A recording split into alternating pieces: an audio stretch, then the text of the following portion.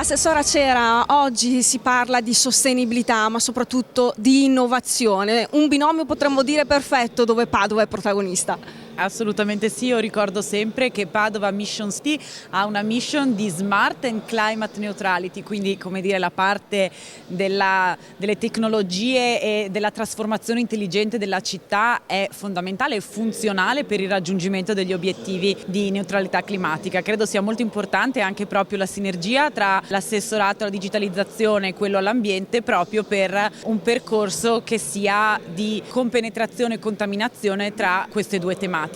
Dal punto di vista delle tecnologie certamente diventano fondamentali per tutto quella che è la parte di mappatura, per esempio, dei consumi energetici degli edifici. Il Comune ha appena concluso un investimento significativo nell'acquisto di sensori che possono appunto essere d'ausilio nella mappatura dei consumi per garantire l'efficientamento. Anche questa è una delle misure che garantirà il raggiungimento della neutralità climatica. E proprio il tessuto produttivo di Padova è una realtà fervente di innovazione, di tecnologia, che parla di sinergie e di operatività con la pubblica amministrazione e anche di contaminazioni nel racconto, non solo nazionale ma anche internazionale di tutto ciò.